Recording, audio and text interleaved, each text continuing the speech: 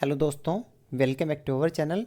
आज की इस वीडियो में हम डिस्कस करेंगे हरियाणा कौशल रोजगार निगम की तरफ से 945 पदों पर वैकेंसीज़ का एक नया नोटिफिकेशन जारी किया गया है। सारी की सारी DC रेट वैकेंसीज़ रहने वाली है, कॉन्ट्रैक्ट बेस पर ये वैकेंसीज़ रहने वाली है। तो वीडियो के माध्यम से डिटेल में हम डिस्कस करेंगे कि कौन कौन से पदों पर वैकेंसीज़ निकली हुई हैं, क्या क्वालिफ़िकेशन मांगी गई है, क्या सिलेक्शन प्रोसीजर रहेगा और क्या सैलरी स्ट्रक्चर यहाँ पे रहने वाला है। अगर आप इंटरेस्टेड हैं इस जानकारी को जानने के लिए तो वीडियो में अंत तक बने रहिए। जो लोग चैनल पर नए हैं, चैनल के कंटेंट को ज़रूर विजिट करें क्योंकि बहुत सारा बेनिफिशियल कंटेंट आपको यहाँ पे मिलने वाला है। तो आइए ज़्यादा समय न लेते हुए करते हैं आज का वीडियो शुरू। ये देखिए, ये मैंने ऑफिशियल वेबसाइट जो है हरियाणा कौशल रोजगार निगम लिमिटेड की, इसको ओपन किया हुआ है। इसको आप भी अपने मोबाइल फ़ोन में, लैपटॉप में, कंप्यूटर में ओपन कर सकते हैं। इसका URL एड्रेस आप देख सकते हैं hkrnl.iti.haryana.gov.in। जैसे ही इसको आप ओपन करेंगे तो इसमें कुछ वैकेंसीज़ निकली हुई हैं जिसकी डिटेल यहाँ पे आपको देखने को मिलेगी। तो इसमें जो जॉब रोल रहने वाला है उसमें नाम दिया गया है पैरा टीचिंग एसोसिएट्स का नाम यहाँ पे दिया गया है।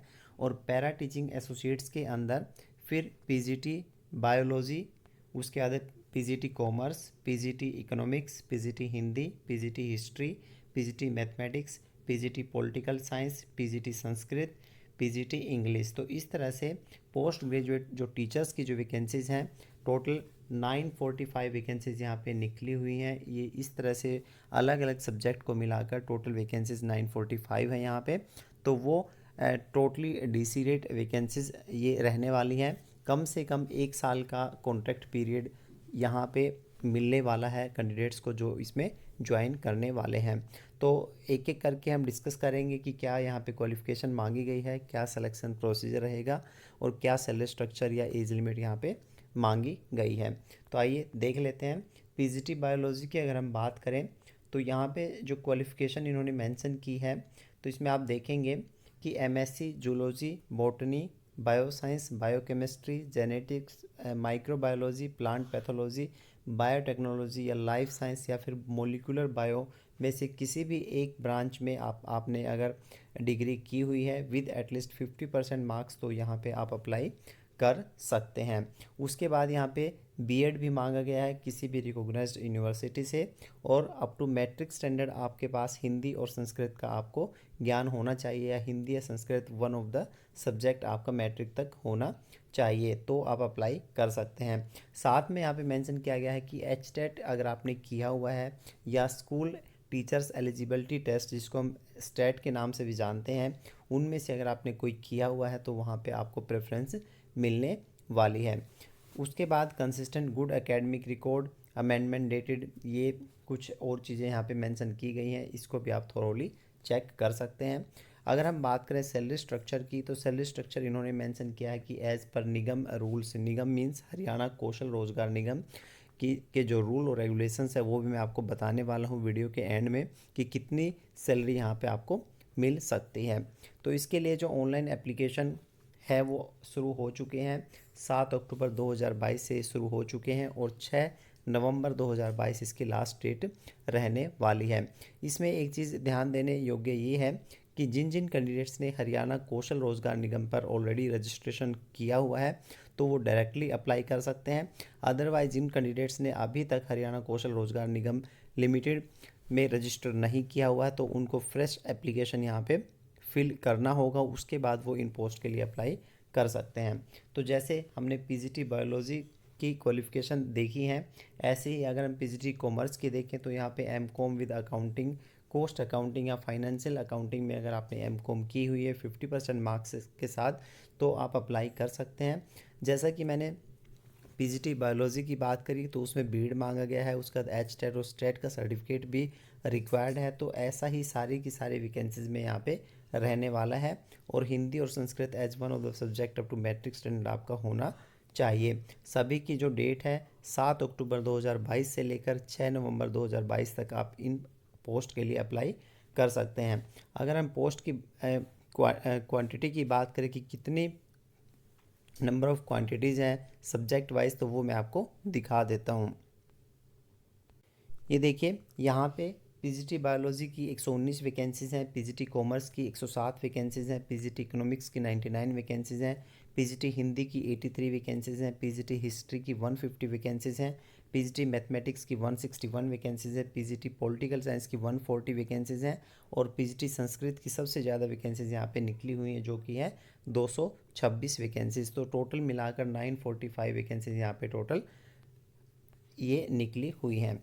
अब अगर हम बात करें इसके अदर रूल्स और रेगुलेशंस की, जैसे कि एज लिमिट है, सिलेक्शन प्रोसीजर है कि उसमें इंटरव्यू होगा कि रिटन टेस्ट होगा, क्या रहने वाला है, तो उसके लिए हमें थोड़ा सा बैक में जाना पड़ेगा।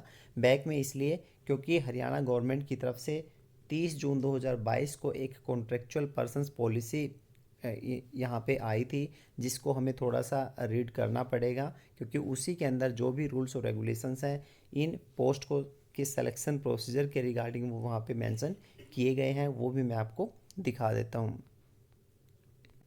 ये देखिए, ये ऑफिशियल नोटिफिकेशन है जो कॉन्ट्रेक्चुअल पॉलिसी हरियाणा सरकार की तरफ से आई थी 30 जून 2022 को। तो इसका जो पैराग्राफ 8.2 से 8.8 तक आप को जो है कम से कम यहाँ पे रीडिंग इसकी करनी पड़ेगी, जिसके अंदर जो भी रूल्स और रेगुलेशंस मेंशन किए गए हैं। फिर भी इसका जो ब्रीफ है वो मैं आपको बता देता हूँ। एज लिमिट यहाँ पे इस पॉलिसी के अकॉर्डिंग रहने वाली है 18 से 42 साल। मिनिमम एज लिमिट रहेगी 18, मैक्सिमम एज लिमिट यहाँ पे 42 ईयर्स रहने वाली है।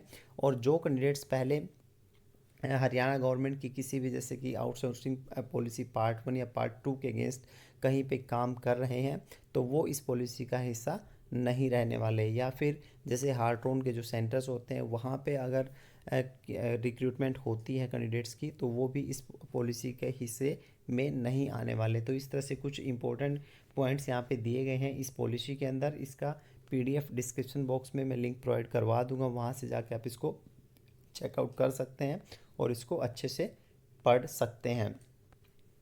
इसके बाद इसमें जो सिलेक्शन प्रोसीजर है, सिलेक्शन प्रोसीजर का भी एक यहाँ पे इन्होंने अनेक्शर दिया हुआ है।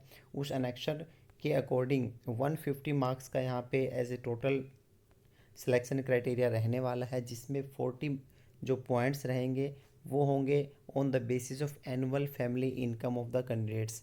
ठीक है, 40 पॉइंट्स यहाँ पे रहेंगे। उसका the weightage of age of candidate है 15 पॉइंट्स रहने वाले हैं। स्किल क्वालिफिकेशन के यहाँ पे ओनली 20 पॉइंट्स दिए गए हैं। Weightage of socio economic criteria के 5 पॉइंट्स रहेंगे। उसका द कॉमन एलिजिबिलिटी टेस्ट अगर कंडक्ट करवाया जाता है कोई, तो उसके 10 पॉइंट्स रहेंगे।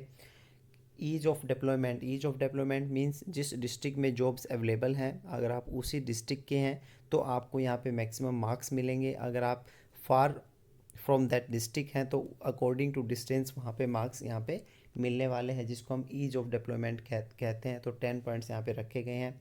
वेटेज टू बेनिफिशरीज ऑफ मुख्यमंत्री अंत्योदय परिवार उत्थान योजना के अंदर अगर आप शामिल हैं तो वहाँ पे 50 पॉइंट्स यहाँ पे रखे गए हैं।